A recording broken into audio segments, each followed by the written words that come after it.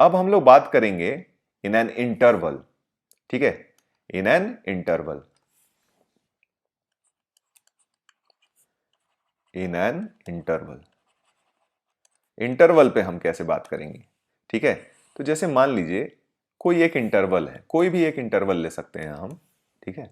Interval हम ले लेते हैं let's say a to b, ठीक है, और ये आपके डोमेन का ही एलिमेंट है, ठीक है। इंटरवल जो होना चाहिए वो हमारे किसका, डोमेन का ही एलिमेंट होना चाहिए। तो अब यहां से अगर हम इंक्रीजिंग और स्ट्रिक्टली इंक्रीजिंग डिफाइन करें तो चलिए बात करते हैं सबसे पहले इंक्रीजिंग फंक्शन,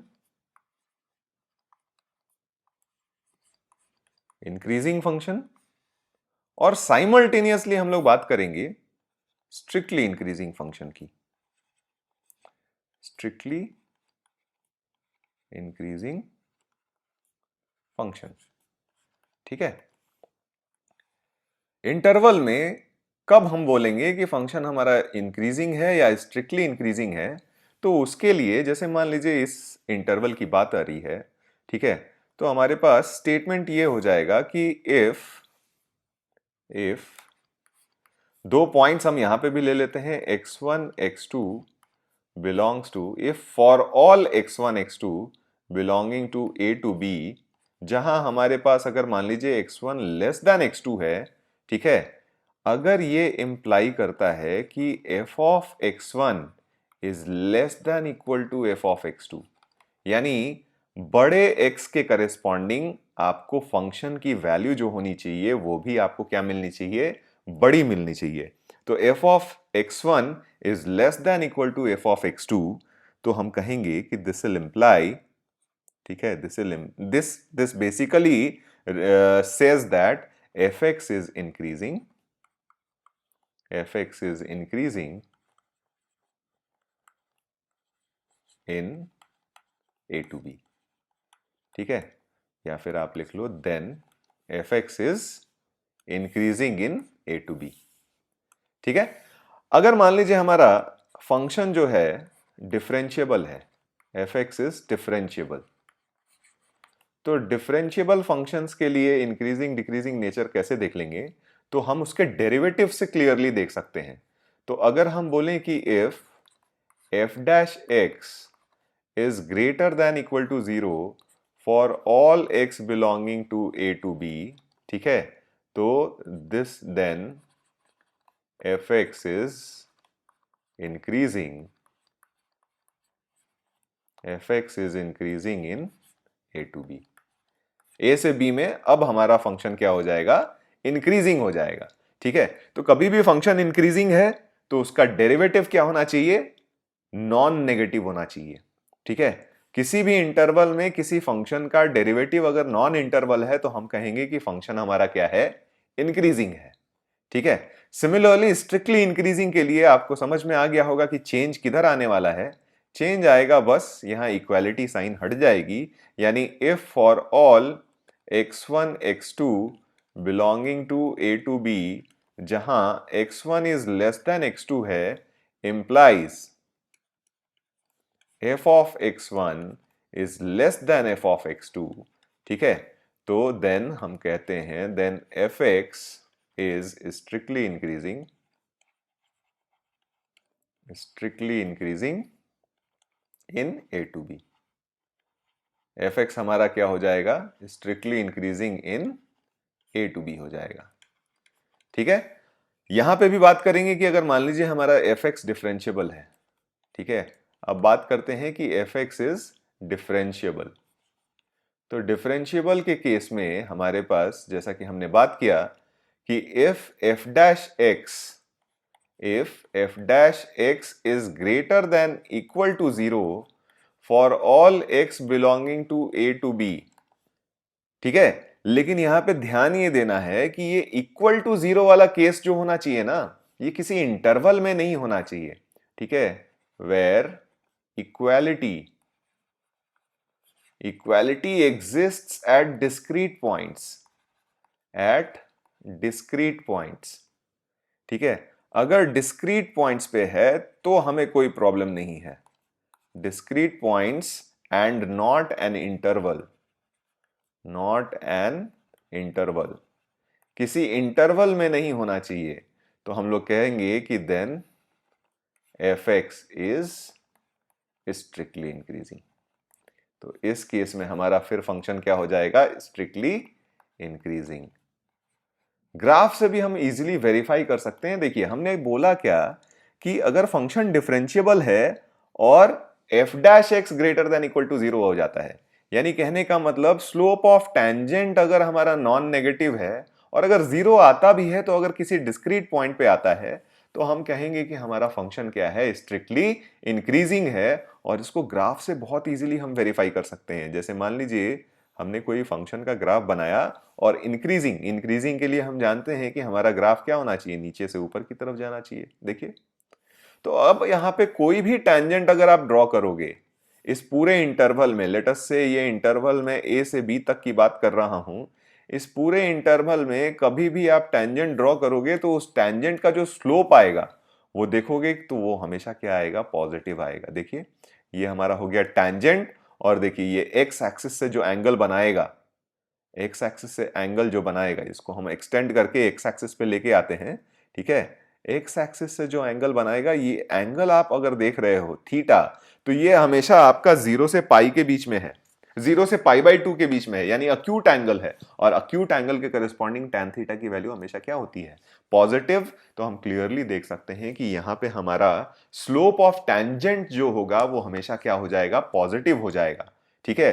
अगर ये हमेशा ही पॉजिटिव रहा, ग्रेटर देन 0 रहा, तो हम क्लियरली कह देंगे कि ये हमारा फंक्शन स्ट्रिक्टली इंक्रीजिंग है। लेकिन अगर मान लीजिए किसी इंटरवल में इक्वल टू 0 भी आ जाता है, जैसे मान लीजिए ग्राफ अगर हमारा कुछ इस तरीके से बन जाए, फंक्शन का ग्राफ कुछ इस तरीके से बन जाए कि यहां से यहां तक इंक्रीज किया, फिर कांस्टेंट हो गया, फिर यहां से यहां इंक्रीज किया, तो इस केस में हम देखेंगे कि या तो हमारा स्लोप ऑफ टेंजेंट पॉजिटिव आ रहा है या फिर क्या आ रहा है, 0 आ रहा है या फिर पॉजिटिव आ रहा है। तो अगेन पॉजिटिव 0 पॉजिटिव वाला केस आ रहा है, यानी कभी भी टेंजेंट का स्लोप नेगेटिव नहीं हो रहा है। तो इस केस में हम कहेंगे कि ये हमारा फंक्शन क्या है, इंक्रीजिंग है, दिस फंक्शन इज इंक्रीजिंग, ठीक है। ये फंक्शन क्या हो जाएगा हमारा, इंक्रीजिंग। एक बार फिर से अच्छा से ग्राफ बना लेते हैं। ये फंक्शन इस केस में हमारा क्या हो जाएगा, इंक्रीजिंग, ठीक है, क्योंकि यहां पे हमारा एक इंटरवल में स्लोप 0 भी हो जा रहा है। लेकिन इस केस में आप देखो स्लोप कहीं भी हमारा 0 नहीं हो रहा है, तो इस केस में हम बोल सकते हैं कि ये हमारा क्या है, स्ट्रिक्टली इंक्रीजिंग, ठीक है, स्ट्रिक्टली इंक्रीजिंग। अब जैसा कि हमने बात किया कि 0 हो सकता है अगर मान लीजिए किसी डिस्क्रीट पॉइंट पे हो जाए तो भी कोई प्रॉब्लम नहीं है। जैसे इसका एक एग्जाम्पल हम ले लेते हैं। जैसे मान लीजिए एग्जाम्पल के लिए हमने ले लिया y is equal to x cube, ठीक है, या f x is equal to x cube, y लिखिए या एफ एक्स लिखिए एक ही बात है। F x is equal to x cube अगर हमने लिया, तो अगर हमने एफ डैश एक्स निकाला तो ये हमारा हो गया 3x स्क्वायर। क्लियरली हम देख रहे हैं कि ये वैल्यू 0 होती है at x is equal to 0, ठीक है, ये वैल्यू 0 होती है at x is equal to 0। लेकिन 0 तो हमारा डिस्क्रीट पॉइंट है, यानी हमारे स्टेटमेंट के हिसाब से फंक्शन हमारा स्ट्रिक्टली इंक्रीजिंग होना चाहिए। तो अगर हम ग्राफ बनाए भी y is equal to x cube का, तो देखिए y is equal to x cube का जो ग्राफ बनेगा वो कुछ इस तरीके से बनेगा, ठीक है। y is equal to x cube का जो ग्राफ बनेगा वो कुछ इस तरीके से बनेगा। क्लियरली आप देख रहे हैं कि फंक्शन हमारा क्या है, स्ट्रिक्टली इंक्रीजिंग है। फंक्शन हमारा क्या है, स्ट्रिक्टली इंक्रीजिंग है। 0 हो भी रहा है एफ डैश, तो वो किसी एक डिस्क्रीट पॉइंट पे है, तो ये फंक्शन क्या हो जाएगा, स्ट्रिक्टली इंक्रीजिंग। तो हमेशा याद रखिए कि अगर 0 होता भी है हमारा स्लोप, तो अगर किसी डिस्क्रीट पॉइंट पे होता है, इंटरवल में नहीं होता है, तो स्टिल हमारा फंक्शन क्या होगा, स्ट्रिक्टली इंक्रीजिंग होगा। तो ये तो बात हो गई इंक्रीजिंग या फिर स्ट्रिक्टली इंक्रीजिंग की। सिमिलरली हम लोग डिफाइन कर सकते हैं डिक्रीजिंग या फिर स्ट्रिक्टली डिक्रीजिंग, डिक्रीजिंग और एंड स्ट्रिक्टली डिक्रीजिंग, ठीक है। डेफिनेशन में सिर्फ चेंज क्या आएगा, इनइक्वालिटी का साइन जो हो जाएगा उसका चेंज आ जाएगा, ठीक है। यहां पे भी हम बात करते हैं इंटरवल जो ले रहे हैं, यहां पे इंटरवल जो हम लोग ले रहे हैं अगेन ए टू बी ले रहे हैं, और ये हमारे डोमेन का ही एलिमेंट होना चाहिए, ठीक है।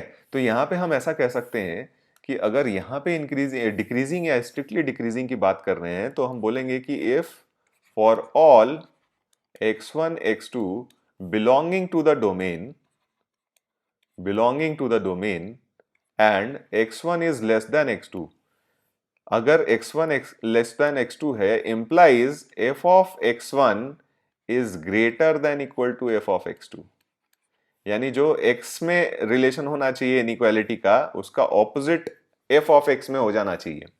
तो हम लोग कह सकते हैं कि then fx is decreasing in a to b। ठीक है, अब यहां पे भी बात करेंगे कि अगर मान लीजिए fx हमारा डिफरेंशिएबल है, fx इज डिफरेंशिएबल, तो उस केस में आप अब समझ चुके होंगे कि अगर डिक्रीजिंग है तो हम लोग कहेंगे कि अगर if f dash x is less than equal to 0 for all x belonging to a to b, तो हम लोग कहेंगे कि then fx is decreasing in a to b। ठीक है, fx हमारा क्या हो जाएगा, डिक्रीजिंग हो जाएगा।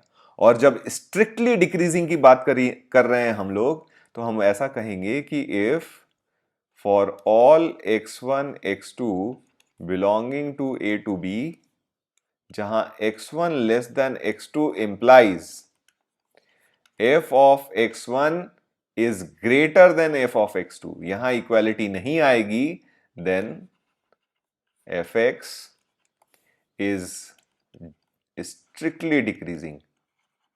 तो यहां पे बात आ जाएगी स्ट्रिक्टली डिक्रीजिंग की, then fx is strictly decreasing in a to b। ठीक है, और अगर फंक्शन हमारा डिफरेंशिएबल है, fx is differentiable, obviously differentiability हम बात कर रहे हैं तो इंटरवल में ही बात कर रहे हैं, fx इज डिफरेंशिएबल। ठीक है, डिफरेंशिएबिलिटी की बात कर रहे हैं तो अगेन हम इस इंटरवल की ही बात कर रहे हैं। If f dash x is less than equal to 0 for all x belonging to a to b, ठीक है, यहां पे भी where equality exists at discrete points। ठीक है, यहां पे भी आपका इक्वालिटी जो होना चाहिए वो डिस्क्रीट पॉइंट्स पे होना चाहिए, यानी आइसोलेटेड पॉइंट्स, मतलब ऐसा नहीं कि किसी इंटरवल में नहीं होना चाहिए, discrete points and not in an interval. किसी इंटरवल में f डैश x की वैल्यू 0 नहीं होनी चाहिए, तो हम लोग कहेंगे कि then fx is strictly decreasing in a to b। ठीक है, तो बड़ा सिंपल सा है, f डैश x से हमें, मतलब फंक्शन अगर हमारा डिफरेंशिएबल है तो हम सीधे सीधे किससे एनालाइज करेंगे, f डैश x से एनालाइज करेंगे कि अगर हमारा f dash x greater than 0 है, नॉन नेगेटिव है, तो हमारा फंक्शन इंक्रीजिंग हो जाएगा। और अगर मान लीजिए इक्वल टू 0 आता है, सिर्फ डिस्क्रीट पॉइंट्स पे आता है, तो हम कहेंगे कि हमारा ये स्ट्रिक्टली इंक्रीजिंग हो जाएगा। And similarly for decreasing and strictly decreasing हम बात कर सकते हैं। ठीक है, अब इसमें क्या होता है कि अगर मान लीजिए किसी इंटरवल में फंक्शन एक ही टाइप का नेचर शो करता है, ठीक है, तो उसको हम लोग कहते हैं मोनोटोनिक फंक्शंस। तो बात करते हैं हम मोनोटोनिक फंक्शंस की। मोनोटोनिक नेचर, मोनोटोनिक क्या है, मोनो मतलब सिंगल होता है ना, मोनो मतलब सिंगल, मतलब एक ही टाइप का नेचर अगर एग्जिस्ट करता है, तो हम कहते हैं कि fx is said to be monotonic। fx is said to be monotonic in a to b if either fx is increasing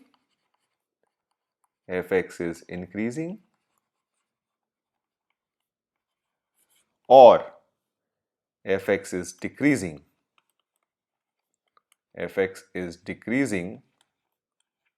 in a to b। अगर या तो फंक्शन हमेशा इंक्रीज करे या फिर फंक्शन हमेशा डिक्रीज करे, तो हम कहेंगे कि हमारा फंक्शन जो है उस इंटरवल a टू b में क्या है, मोनोटोनिक है। ठीक है, और अगर स्ट्रिक्टली इंक्रीज करे और स्ट्रिक्टली डिक्रीज करे तो उस केस में हम लोग बोल देते हैं स्ट्रिक्टली मोनोटोनिक। तो मतलब हम ये भी कह सकते हैं कि fx is strictly monotonic, strictly monotonic in a to b if fx is either strictly increasing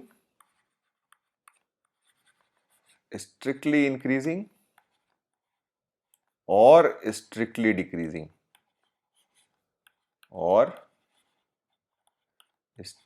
decreasing in a to b। अगर स्ट्रिक्टली इंक्रीजिंग और स्ट्रिक्टली डिक्रीजिंग हो जाएगा तो हम उसको क्या कह देंगे, स्ट्रिक्टली मोनोटोनिक। ठीक है, अब यहां पे कुछ और भी टर्म्स होते हैं जो हमें जानना बहुत जरूरी है आगे बढ़ने से पहले। ठीक है, इसमें एक टर्म आता है स्टेशनरी पॉइंट्स का। ठीक है, टर्म आता है हमारा क्या, stationery points.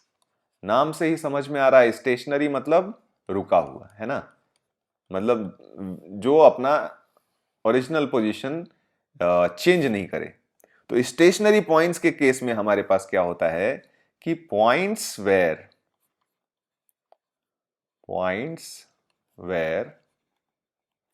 f dash x equal to 0 are called stationary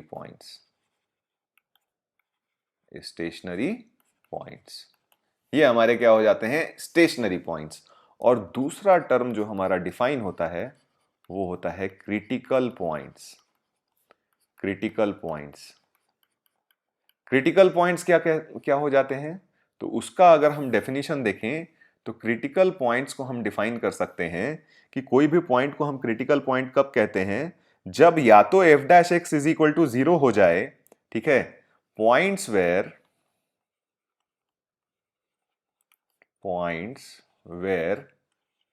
either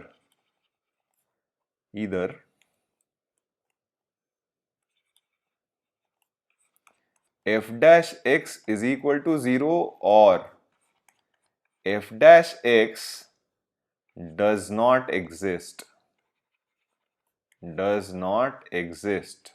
ठीक है, लेकिन ये does not exist भी, इसका भी क्राइटेरिया होना चाहिए। does not exist because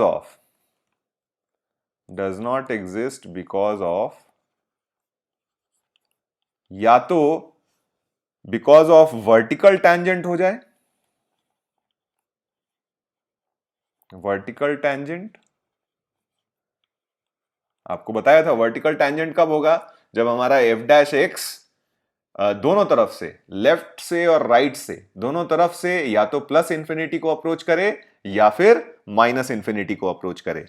तो वर्टिकल टैंजेंट के केस में या फिर, और सेकेंड क्राइटेरिया इसका हो सकता है because of geometrical sharp corner.